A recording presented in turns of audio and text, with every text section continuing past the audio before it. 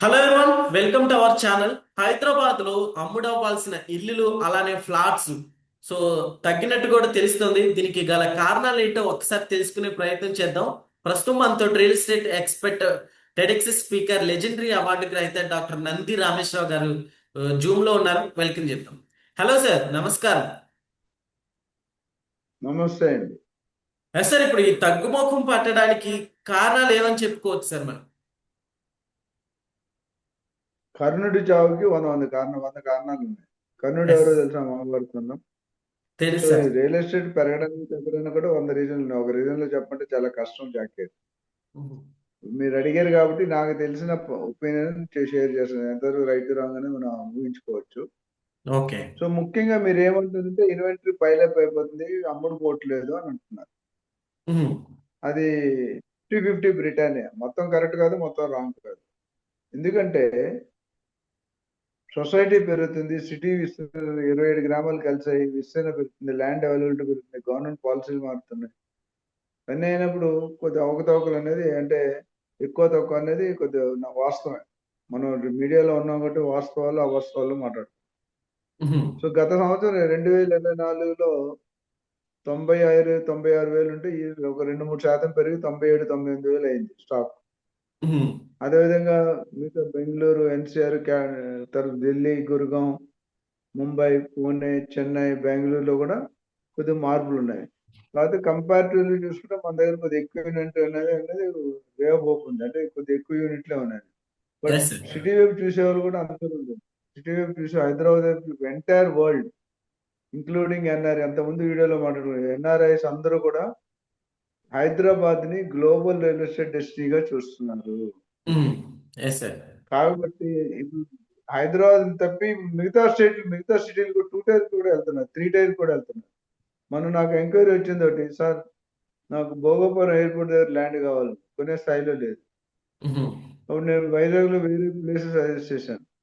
Upcoming S. Kota okay. కానీ, అనకాపల్లి కానీ కొన్ని వేరియస్ ఉన్నాయి. విజయనగరం, రెడ్డిపల్లి, తగరపుల్స్ ఇలాంటి సిటీలు ఉన్నాయి. అక్కడ ఏంటంటే 4-5 వేలకే కన్స్ట్రక్షన్ జరిగిపోతుంది, మంచి ఓకే. ఫ్లాట్స్. అదే ఫ్లాట్ మన దగ్గర కావాలంటే 10-20 వేలు చెప్తున్నాను. So okay. అమరావతిలో కొద్దిగా డ్రాప్ ఉంది. ఎందుకంటే అమరావతి, విజయవాడ, గుంటూరు అనేది ఒక ట్రయాంగిల్ లవ్ స్టోరీ. అక్కడ రేట్లు పెరగాల్సిన అవసరం ఉంది, పెరిగితే ఖచ్చితంగా కొద్దిగా దిక్తా హాయ్ బిక్తా అనే చోట్ల ఆగిపోయింది. Yes sir. అమరావతి డెవలప్ చేద్దామని పెరుగుతున్న స్టేట్ గవర్నమెంట్ ఎంత ట్రై చేసినా కొద్దిగా డిలే అవుతుంది అనే మాట వాస్తవం. బట్ ఒక్కసారి స్టార్ట్ అయితే టేక్ ఆఫ్ చేస్తారు అనేది ఇప్పుడు పెద్ద పెద్ద కంపెనీలు, వైజాగ్ లో డేటా సెంటర్స్ వస్తున్నాయి, ఎస్. సాఫ్ట్వేర్ కంపెనీలు వస్తున్నాయి, ఇవన్నీ కూడా ఎస్ సార్, మంచి వాటి ఎఫెక్ట్ రెస్పాన్స్ ఇప్పుడు వస్తున్నాయి. అమరావతి అలానే వైజాగ్ లో జరుగుతున్న డెవలప్మెంట్ కావచ్చు. సో వీటి ఎఫెక్ట్ ఏమైనా పడిందంటారా ఇటు సైడ్, అంటే కొనుక్కోవడానికి? మీ మీడియా వాళ్ళకి పని ఉండదా? ఇరిగించే క్వశ్చన్ అడుగుతారు. ఆ స్టేటే, ఈ స్టేట్, ఈ స్టేట్ ఎవరు? అంతేనా సార్? ఎందుకంటే నేను చాలా సార్లు చూసాను. ఇప్పుడు 2 హోటల్స్ 20 సంవత్సరాల నుంచి నడుస్తున్నాయి మా దగ్గర. వైజాగ్ లో గోపాలపట్నం అనే ఒక ఏరియా ఉంది.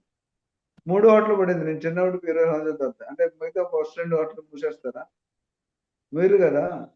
Yes sir. వాడుకున్న సర్వీస్ ఇప్పుడు కొత్తగా పెట్టినట్టు హైయెస్ట్ సర్వీస్ చేస్తాడు. ఎందుకంటే సర్వీస్ బాగా ఇచ్చాడు, క్వాలిటీ బాగా ఇచ్చాడు, రేట్లు బాగా తగ్గించాడు. అదేవిధంగా అమరావతి, విజయవాడ, గుంటూరు, వైజాగ్, శ్రీకాకుళం పెరిగిన తర్వాత హైదరాబాద్ రియల్ ఎస్టేట్ వచ్చిన లాస్ ఏమీ లేదు. వాళ్ళు వాళ్ళు ఇద్దరు అన్నదమ్ములే, పెద్ద అన్నయ్య, చిన్న అన్నయ్య, ఇప్పుడున్న సీఎంస్. మన రేవంత్ రెడ్డి గారు ఏమన్నారంటే, నా కాంపిటీషన్ అమరావతి, విజయవాడతో కాదు, బెంగళూరు, ఢిల్లీతో, ఇంటర్నేషనల్ లెవెల్ నా కాంపిటీషన్ అన్నారు ఎస్ సార్. ఈ మధ్య. సో అంటే మనకు ఆ పొటెన్షియల్ ఉంది. నరేంద్ర మోడీ గారు వచ్చారు, హైదరాబాద్ एक नगर नहीं है, एक शहर नहीं है, హైదరాబాద్ एक बड़ी तूफान है అన్నారు. అంటే హైదరాబాద్ ఆల్రెడీ నెక్స్ట్ 10 years అండి. రామేశ్వరం ఉన్నా లేకపోయినా, జాగిర్ ఉన్నా లేకపోయినా, వైజాగ్ ఉన్నా లేకపోయినా, కాంగ్రెస్ ఉన్నా లేకపోయినా, హైదరాబాద్ గ్రోత్ అనేది ఆపడం ఎవ్వడి తరం కాదు. ఓకే. ఇది నా ఒపీనియన్ మాత్రమే. నీ ఒపీనియన్ మారవచ్చు. ఎస్. ఎందుకంటే హైదరాబాద్ అడ్వాంటేజ్ ఏంటంటే 4 సైడ్లు పెరుగుతుంది అతి వేగంగా, అతి వేగంగా, అతి స్పీడ్ గా. కాబట్టి ల్యాండ్ యూసేజ్ ఎక్కువ వస్తుంది యూజ్ లోకి. ఎప్పుడైతే డిమాండ్ తక్కువై సప్లై ఎక్కువైతే రేట్ పడిపోతుంది. ఎప్పుడైతే డిమాండ్ ఎక్కువ ఉండి సప్లై తక్కువ, గోల్డ్ సిల్వర్ చూస్తున్నాం 2,50,000 సిల్వర్. ఎస్ సార్, అవును. నాకు ఊహ వచ్చిన తర్వాత ఎప్పుడు కూడా ఈ రేట్ చూడలేదు, ఫస్ట్ టైం. ఇంకా ఇది పెరుగుతుంది గోల్డ్ అంటారా కానీ సార్? ఇది సిల్వర్. ఇంకా పెరిగే అవకాశాలు ఉన్నాయి అంటారా? నేను అదే చెప్తాను, మీరు చాలా అది నాకు అప్పుడు ఏం చేయాలంటే, మీరు యుఎస్ ట్రంప్ దగ్గర క్యాబినెట్ ఉంటుంది కదా, క్యాబినెట్ సీట్ ఇప్పిస్తే మినిస్టర్ పోస్ట్ ఏదో ప్రెసిడెంట్ ఇస్తే నేను కనుక్కొని చెప్తాను. ఎస్ నేను సార్. ఓన్లీ అనలిస్ట్, నేను డిసైడ్ చేయను. కాకపోతే డెఫినెట్ గా గత 6 నెలలు ట్రెండ్ చూసి పెరగడానికి ఎక్కువ రీజన్స్ ఉన్నాయి, ఓకే. అవకాశాలు కనిపిస్తుంది.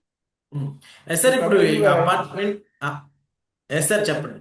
చెప్పండి చెప్పండి ఎస్ సార్, చెప్పండి ఇప్పుడు ఈ చెప్పండి. అపార్ట్మెంట్స్ ఇక్కడ ఇల్లు కొనుగోలు అంటే తగ్గడానికి కారణం అంటే ఇప్పుడు రియల్ ఎస్టేట్ లో అంటే పెరిగింది అనుకోవచ్చు, కాస్ట్ డిమాండ్ ఏమైనా పెరిగింది అనుకోవచ్చు, దానివల్లే ఒకటి కొనలేకపోతున్నారా?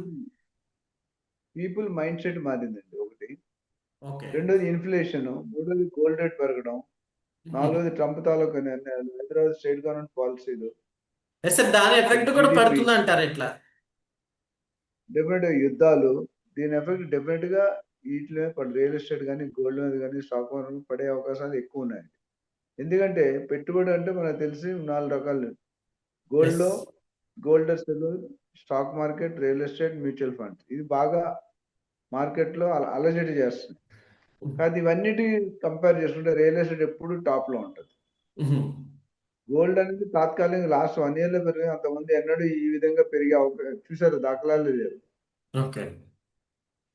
కాబట్టి రియల్ ఎస్టేట్ నమ్ముకునేవాడు ఎవడు పడవలేదు. కాకపోతే clear title property, government permission, builder reputation, builder ఇచ్చిన ఎమ్యూనిటీస్, లొకేషన్ డెవలప్మెంట్, ఇండస్ట్రీ, ఎస్సీజెట్స్, ఇవన్నీ ఉన్నప్పుడు డెఫినెట్ గా దాని గ్రోత్ అనేది ఎవరు ఆపలేరు అనేది నా ఖచ్చితమైన నమ్మకం. ఓకే. బట్ ఇల్లీగల్ ప్రాపర్టీస్ లో పెట్టి నాలా పక్కన, గ్రేవ్ యార్డ్ పక్కన కొనుక్కుంటే మనం ఏం చేయాలి? సో మనం వేల మందికి అడ్వైజ్ చేసాము, వేల మందిని ట్రైన్ చేశాము. మన ఉద్దేశం అంటే వీలైనంత వరకు బయర్ కి జస్టిఫైడ్, అంటే ఎవరిని కూడా వెతికి ఫాలో అయ్యి మంచి రిజల్ట్ వచ్చి మంచి అప్రిషియేట్ గైడ్ చేస్తాం. Yes sir. ఎక్కడ కూడా మన దగ్గర కొనుక్కొని ఎవరు లాస్ అవ్వలేదు. మీ మన వైల్డ్ లోనే దాదాపు 300-400 వీడియోస్ ఉన్నాయి నాకు చూసుకుంటే. Yes sir. అప్పుడే 3 సంవత్సరాల ముందే అని చెప్పి ఇప్పుడు కూడా అదే చెప్తున్నాను నేను. అంటే నేను అనేది ఏంటంటే, స్థిరాస్తి అనేది ఎవరి సొత్తు కాదు, నీది కాదు, నాది కాదు. It is the market, it is the government, it is the policy, it's the US government, economy, recession, GST, taxation, ఇవన్నిటి మీద కొన్ని సందర్భాల్లో మారుతుంటాయి. ఎస్ సార్, అయితే ఇప్పుడు ఇదే విధంగా కంటిన్యూ అయితే ఇంకా ఏమైనా అంటే తగ్గే అవకాశాలు ఉంటాయంటారా, ఇంకా పెరిగే అవకాశాలు ఉంటాయి అంటారా సార్? 10-15% రియల్ ఎస్టేట్ అయితే ఖచ్చితంగా తగ్గే అవకాశాలు చాలా తక్కువ అని చెప్పగలను. గోల్డ్ లో కొంచెం తగ్గే సూచన ఉంది. Okay. Okay. Okay sir, thank you. Thank you.